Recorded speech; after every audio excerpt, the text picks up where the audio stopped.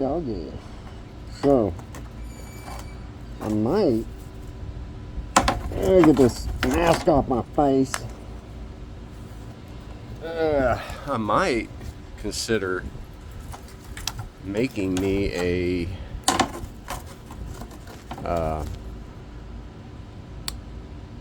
deal where this could bolt on up here, but these are so jacked up anyway. I mean, I could make my own holes. I gotta have it seamless. Man, this is a mess. I guess what I can do is put on that purple pad and put a piece of tape about that far down, and then take that purple guy and flatten this out so it's about, you know, a real sharp point, and then out, and then over here grind this down about, I don't know, 50 thousandths of an inch, and over there, and then something like that. Let's see how good I got this or bad I got this. See if I can do this with one hand. Yeah, I'm slowly cleaning up the garage too. So let's see how good or bad this fits.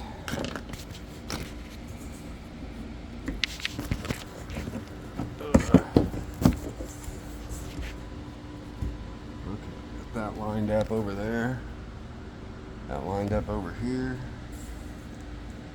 Yeah, so hold this down with my hand. Man, I like that idea, guys. If I shave this down like maybe 2 inches, a taper to a sharp edge. It doesn't matter if it's a little jacked up, because that's what body filler will help me with. Not a ton of it, but there'll definitely be some of it. And then over here, I'll have to finagle a... Yeah, I like that. I like that idea. I think this is the right shape and size. It still leaves room for the headlights. This thing's going to be so much lighter with all that, without all that crap. I'm happy. Yeah, I did a pretty good cut here. Let's see how good this cut is, though. Let me pull it down to the edge. It doesn't matter if it's a little off. Dang. I'm pretty good with that freaking angle grinder, ain't I, guys? Because there's a curve to this thing. Oh, that's my reverse light dangling in the wind here. But yeah, you see this curve? How it goes like that? I think I did a damn good job cutting that. So that's the final cut. Now I think, like I said, I'll I don't know, 2 inches and just carve it. You know, carve it to where it's super freaking thin on the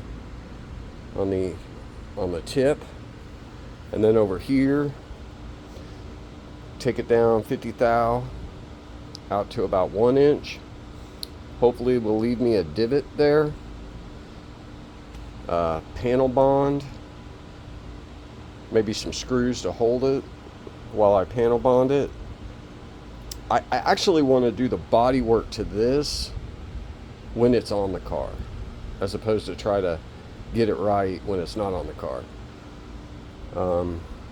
Because like this piece here is like desperately in need of labor, lots of labor. I don't know who I guess some sheetrock guy made that one.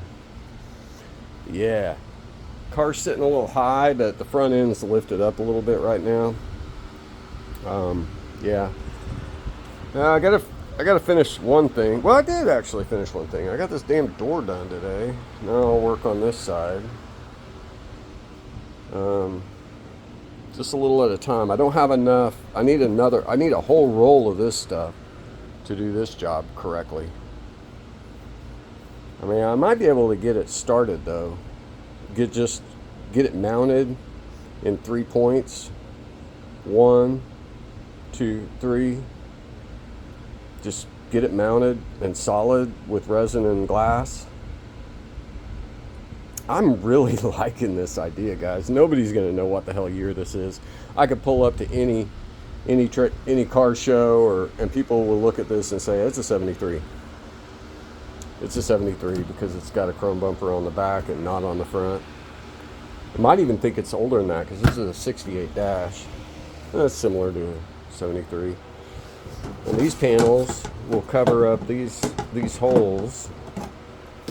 And I have to carve this panel. I don't want to use the red side. I could chemically strip it. I might chemically strip this. But this is fitting really, really good right here. I'm liking the way that fits. And then I'll go ahead and cover all the gaps, the corners, with more panels. And then I could probably just carve this thing into that curve shape, because the curve, actually it comes down to about right here. So about from here to there is where it starts turning. I don't know, maybe it does turn halfway. But I got it lower than this, just a hair lower than this. So that should give me enough to put a tiny bit of filler in there. And I don't mind eating into this a little bit. I mean, it'll be okay. With glass and matte. And I'll do the underside with glass and matte too. Matter of fact, I might just panel bond it here on the corner. Yeah, I could panel bond it just to that spot, and these up to about here, and then let it cure really, really, really good, and then come in from underneath, and I'll clean this all with acetone before I do it, and then come in from underneath and smash some panel bond up in here. This will be easy to access. Smash some panel bond on this side, and then once it's cured here and in the corners, then clamp it to this to panel bond it, and then let it cure, then come back with matte and resin on these corners. And then once all that's said and done, I got this thing a little off here. There we go, that's better. Yeah. So once this, see, I can push it down with my thumb. It just needs a little curve to it, just a little radius. And then, but I'm going to do the other side. So like this one's actually going to go over here.